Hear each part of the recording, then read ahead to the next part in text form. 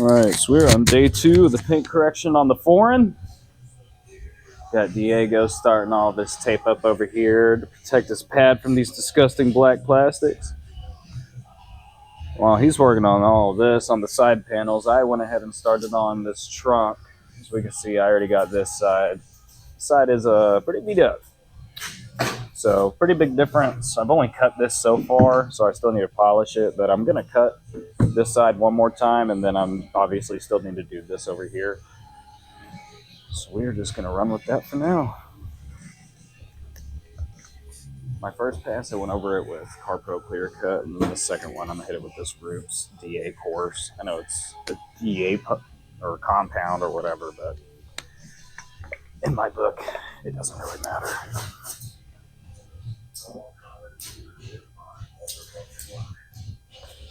Just a little bit more. Okay.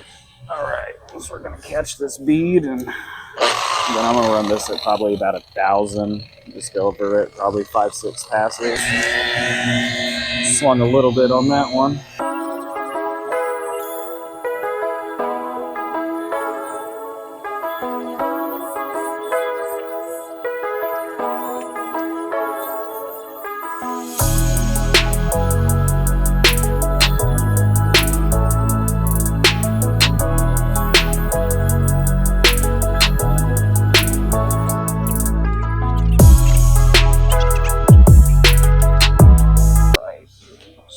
Sitting in a pretty good spot now, but I'm going to alcohol this, that way we can really get a good true look of what it really looks like.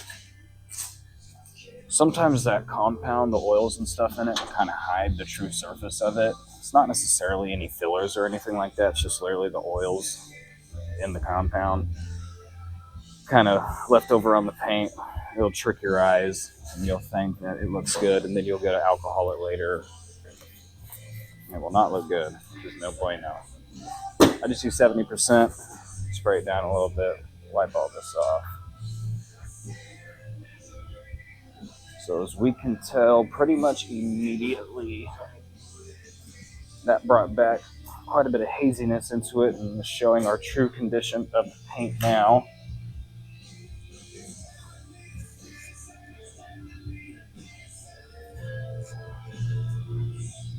Let's grab our paint light, that way y'all can really see what's going on here. So as we can see, that induced quite a few swirls, which is perfectly fine. It's what we're looking for. It's how we get out the deep stuff. And in all honesty, you have to be a rotary god to not leave anything behind. But with us using such an aggressive setup anyways, there ain't no way you ain't going to leave at least a little something behind using a big wool pad like that. So that looks pretty good. Let's go ahead and start on this smaller area over here. See if we can't get this looking a lot better too. But before we do that, I'm going to go ahead and clean out my pad real quick. A little Eleanor. Spray some alcohol. And our handy dandy pad brush, wherever the hell that is. Whee!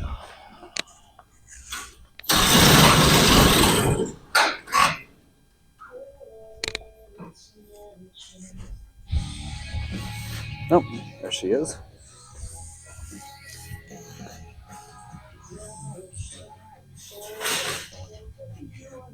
I'm not gonna sit here forever brushing this. Just warning everything's trying. Get those fires cleared up a little bit so we can blow all this crap out. Whee!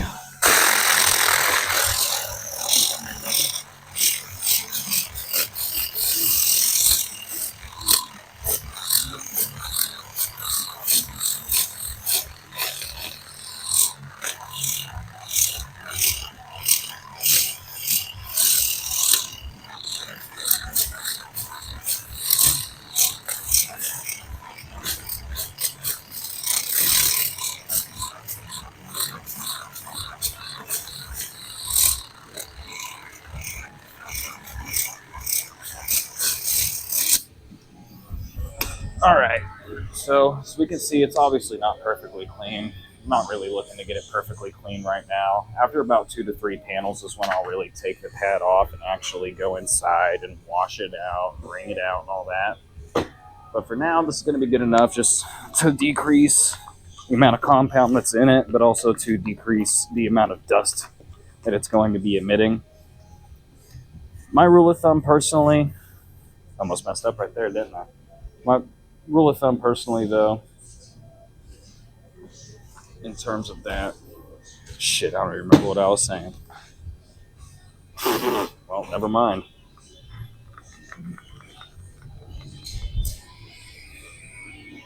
Wow. It's unplugging me now, huh?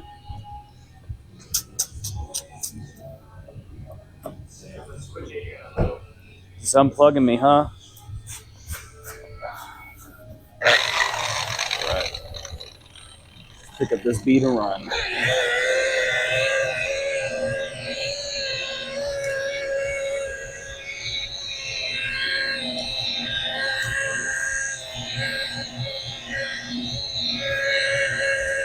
Oh yeah, that's what I was saying a minute ago. So the whole purpose of blowing out that pad, more than anything, to decrease the dust and the amount of compound that's in the pad. Like I was saying, eventually I'll take it out and I'll go clean it, but usually I like to do about 2-3 panels before I do that, especially with a big 6-inch wool pad, or this is really a 7-inch wool pad. It holds a lot of compound anyways, so really as long as you blow it out with some compressed air every few passes, you'll probably be fine. But at the end of the day, it really just comes down to how much compound or polish you're using on your pad. It's going to depend on how often you're going to need to be cleaning it. In my experience, Lake Country makes an amazing pad washer. It is a little expensive, and we do not have one of those. Okay, so I don't know if you guys have been noticing, but those 2 past times I've hit this, my polish is kind of grabbing.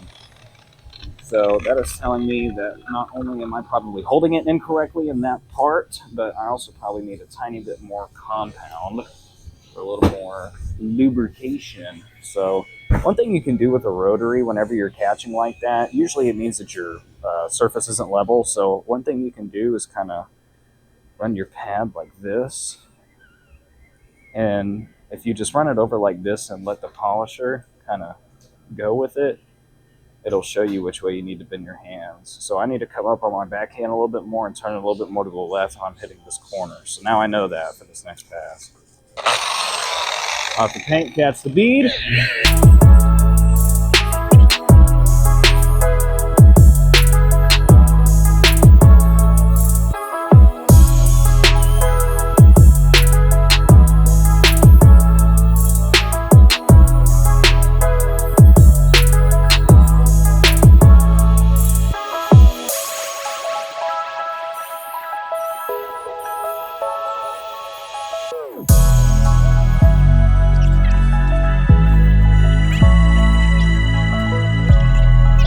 I can see some holograms and some big swirls in a few spots here, which makes sense because I was doing edging here in this body crevice. Same with over on this side, as y'all probably saw. This big hologram right here, but that's fine. All that will come out with our polish when we hit it with the DA. So I'm going to go ahead and hit this other side with that roots one more time. Alcohol it, make sure everything looks bueno. Then we'll move on to our polish step. So all of these that we're seeing right here, if I really wanted to, I could probably sit here and blend all of these ones and these ones a little bit more. But they're probably not going to go away all the way, especially this longer one right here. We are playing with a decent amount of clear coat, in all honesty, even for this being an Audi. But in all honesty, this dude's already getting the second step of the 2-step for free. We do include the 1-step in all of our paint. We do include it with all of our ceramic coating packages, 1-step paint enhancement. But we're obviously doing a 2-step on this one, and this guy is not paying for the second step. So we're already kind of hooking this dude up in a way. So we're obviously not chasing perfection. We're just trying to, more than anything, fix it and get what we can without spending a very drastic amount of time on this car. So So with that being said, this looks a million times better than when it came in. So we're going to go ahead and polish out all these micro swirls and scratches.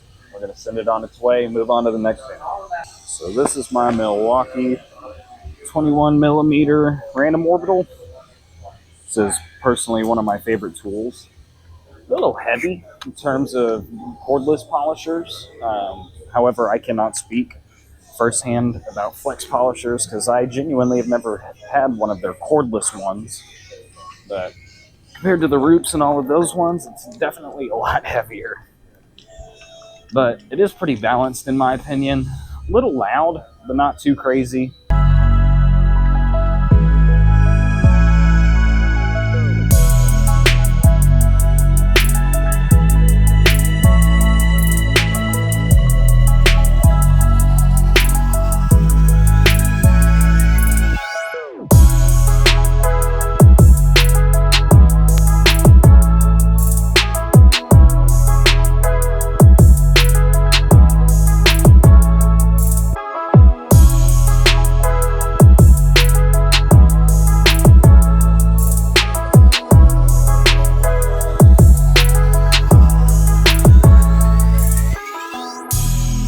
All right, well, my bad.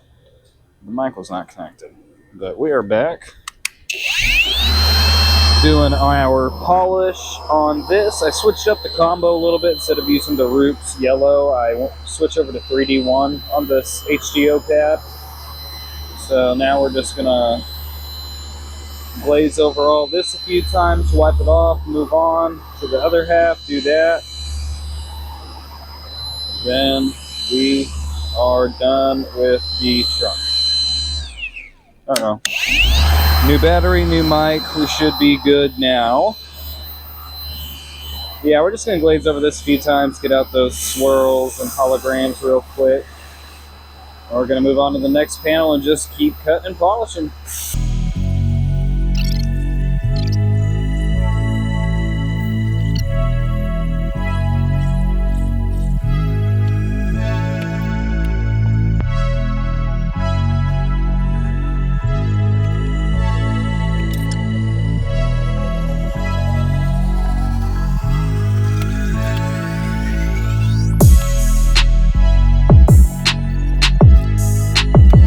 HDO pad didn't get out everything we wanted, so we're gonna hit it with a yellow pad and some 3D1. Try hit it again, see if we can get out some more of that stuff.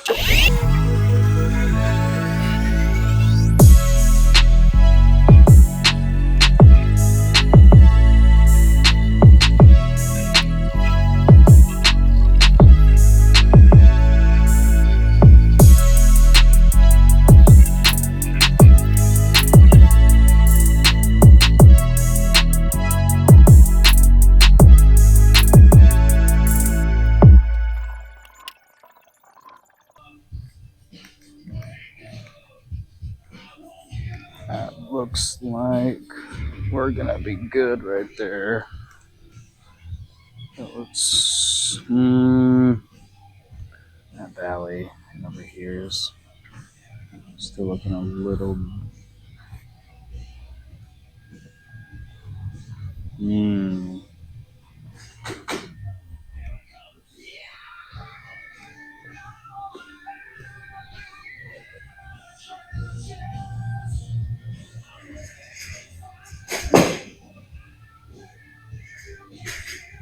a little perfect finish. Let's see what we can do with this. We're going to take that arm speed and that machine speed down quite a bit. We're really just going to try to work out these micro swirls because they're kind of kicking my ass right now, to be honest with y'all. But that's okay. Sometimes you do just got to sit here and find the right combos. It's not necessarily always about the combos, though. If you don't have the right techniques, you're never going to get this kind of crap out. Oops, probably a little too much. I'll be all right, though.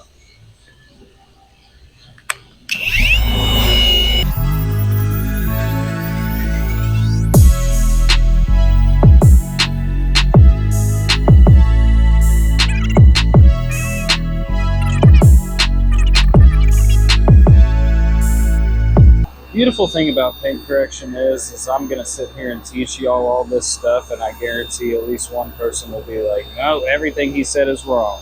Kind of the beautiful thing about detailing, though, is that there's so many ways to do everything. Obviously, there's always a right and a wrong, but in a way, this is a pretty flexible trade in terms of how to do a lot of things and techniques and combinations. It really just comes down to preference at the end of the day, in my experience. Alright, so next, perfect finish. See how perfect it really is. But I think that might have done it. I know I've said that like every damn time now, but I think that actually might have. That's right. Hello, boss man.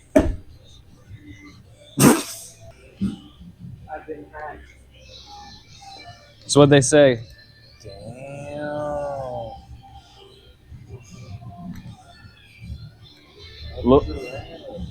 Little difference. There we go. That's what we're looking for right there. Still a little micro swirly, but it's not that bad. I could probably go over this one more time to get it perfect. But I think I'm gonna just go ahead and work on this side and come back to this in a minute. That way I can have a little bit more done. Yeah, that color difference is pretty insane. But we do still have quite a few swirls. That's okay. We'll get them out. It's gonna take a little bit of work, but that's all right. All right, so based off the last, or that other side, how we still have a tiny bit of micro scratches, that tells me that I either A, need to go tiny bit slower on my arm speed and a little bit faster on my machine speed, or vice versa. So I am going to start with a tiny bit higher machine speed and same arm speed, and we're gonna see what that does.